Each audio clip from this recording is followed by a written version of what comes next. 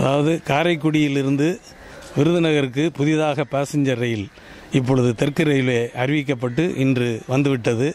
நாங்கள் தொழில் வணிக கழகத்தின் சார்பாகவும் ரயில் பயணிகள் பாதுகாப்பு கழகம் மற்றும் அரிமா சங்கம் போன்ற தொண்டு நிறுவனங்களைச் சேர்ந்த நிர்வாகிகள் இப்பொழுது அந்த விருதுநகர் பாசஞ்சர் ரயிலில் வந்த என்ஜின் டிரைவருக்கும் கார்டுக்கும் வரவேற்பு செய்து அவர்களுக்கு சிறப்பு செய்திருக்கிறோம். இது நீண்ட காலமாக கேட்டு வந்த இந்த கோரிக்கை இன்றைய தினம் நிறைவேறியிருக்கிறது.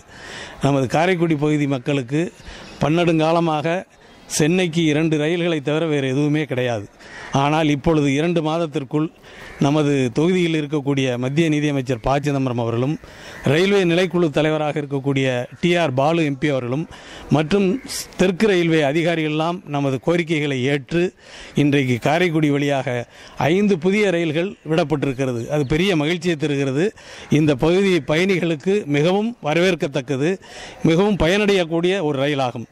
அண்மையிலே காரைக்குடியிலிருந்து புதியதாக ரயில் துவக்க வேண்டும் என்று கேட்டு அது சிலம்பு விரைவு ரயில் என்று மானாமதுரையிலிருந்து சென்னைக்கு ஒரு ரயில் விடப்பட்டது. அதற்கு அடுத்தாற்போல் காரைக்குடியிலிருந்து பகல் நேரத்தில் சென்னைக்கு செல்வதற்கு ஒரு ரயில் வேண்டும் என்று நாங்கள் தொழில் வணிக கழகத்திலே கேட்டு கோரிக்கை வைத்தோம்.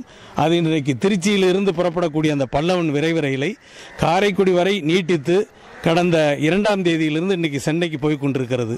இதுபோல புதுச்சேரி கன்னியாகுமரியிலிருந்து புதிதாக ஒரு விரைவு ரயிலும் இன்றைக்கு காரைக்குடி வழியாக போகிறது.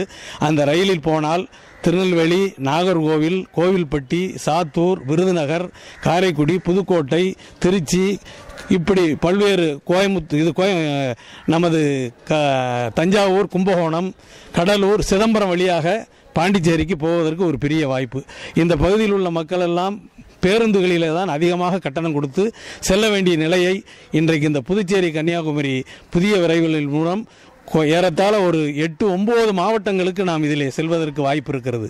அதுபோல விரைவிலே கோயம்புத்தூரிலிருந்து ராமேஸ்வரம் வரையிலும் ஒரு விரைவு ரயில் வர இருக்கிறது. அந்த ரயில் முக்கியமாக வியாபாரிகளுக்கும் தொழிலில் இருக்கக்கூடிய தொழிலாளர்களுக்கும் மற்றவர்களுக்கும் சொந்தமாக போகக்கூடிய பயணிகளுக்கும் அது பெரிய வாய்ப்பு. அதாவது ராமேஸ்வரத்திலிருந்து புறப்பட்டு ராமநாதபுரம், மானாமதுரை, சிவகங்கை, காரைக்குடி, திருச்சி, கரூர், ஈரோடு, திருப்பூர் வழியாக இன்றைக்கு போகக்கூடிய வாய்ப்பு அதில் இருக்கிறது. வரக்கூடிய செப்டம்பர் 17ஆம் தேதியிலிருந்து அந்த கோயம்புத்தூர் ராமேஸ்வரம் விரைவு ரயில் காரைக்குடி வழியாக இயக்கப்பட இருப்பதாக இன்றைய தினம் தெற்கு ரயில்வே அறிவித்திருக்கிறது. அதையும் நாங்கள் மனதோடு வரவேற்கிறோம்.